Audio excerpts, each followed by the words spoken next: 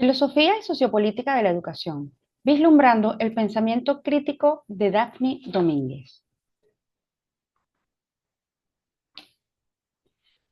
Filosofía y sociopolítica de la educación surge en 1998 desde el mismo momento en que comienzan las actividades del doctorado en Ciencias de la Educación de la Universidad Nacional Experimental Simón Rodríguez del Núcleo Barquisimeto UNERS, junto a las áreas Aprendizaje Organizacional e Investigación Docente. Desde entonces ha acompañado a las cortes del doctorado de maestría y más recientemente desde el 2010 a los programas de pregrado del núcleo, licenciatura en educación en sus diferentes menciones, diversificando sus áreas temáticas, llegando hoy a la administración, la gastronomía, políticas públicas, arte e ingeniería. A pesar de ser facilitadora de la UNER desde el 2008, fue gracias al doctorado en Ciencias para el Desarrollo Estratégico de la Universidad Bolivariana de Venezuela que conocí la filosofía y sociopolítica de la educación como unidad de investigación adscrita a la UNER, pero que fue registrada como línea de investigación interinstitucional con docentes de la Universidad Nacional Experimental Antonio José de Sucre, de la Universidad Centro Occidental Lisandro Alvarado, de la Universidad Pedagógica Experimental Libertador y, por supuesto, de la Universidad Nacional Experimental Simón Rodríguez. Cuando en el primer curso de este doctorado el facilitador asignado llega en cada encuentro académico acompañado de dos o tres facilitadores, estos aportaban a la clase haciendo un seminario de cada una de ellas. Más que a un panel de invitados, cada encuentro era una tertulia de co-construcción de categorías, donde a pesar de las distinciones de las posturas de cada uno, lo que le daba un toque bastante peculiar, el reconocimiento horizontal y la solidaridad del equipo se demostraba en haceres, una coherencia con las palabras y sentires del debate académico que allí se generaba, una práctica más que un discurso teórico. Entonces empezó mi admiración y respeto que aún persiste. Los referentes bibliográficos que se usaban eran bastante variados. Sin embargo, la peculiaridad de este listado de autores era que teníamos enfrente la fuente directa de cada obra de estudio que daba soporte científico a estas disertaciones. Enfrente teníamos a los autores de las investigaciones, publicaciones y obras que estudiábamos y que contrastaban con otros autores de la Via Yala. Para mí en ese entonces, continente americano. Nombres de teóricos que no conocía y posturas que en un inicio me ofuscaban porque era un cambio radical a los estudios que tradicionalmente venía realizando, que eran administración y gerencia.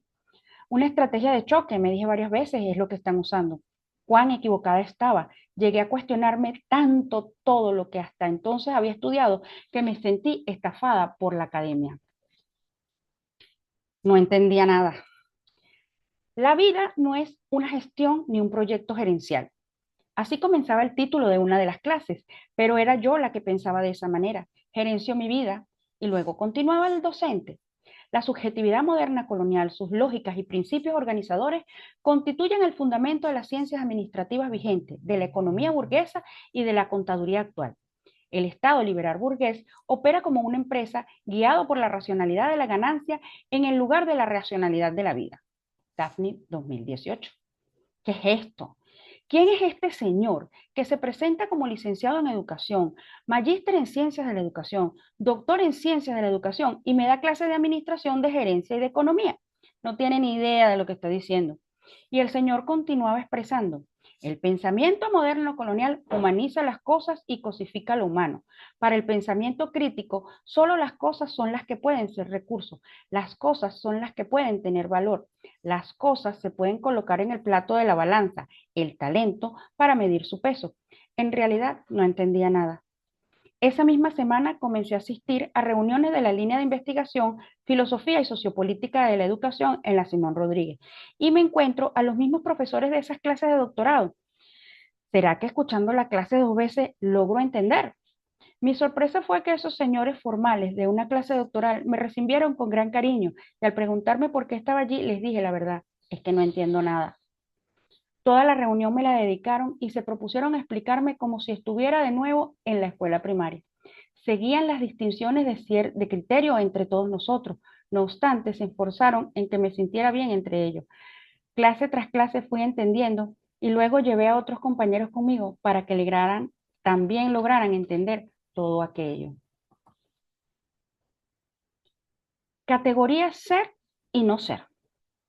El fin de una tesis doctoral es la construcción de un marco categorial.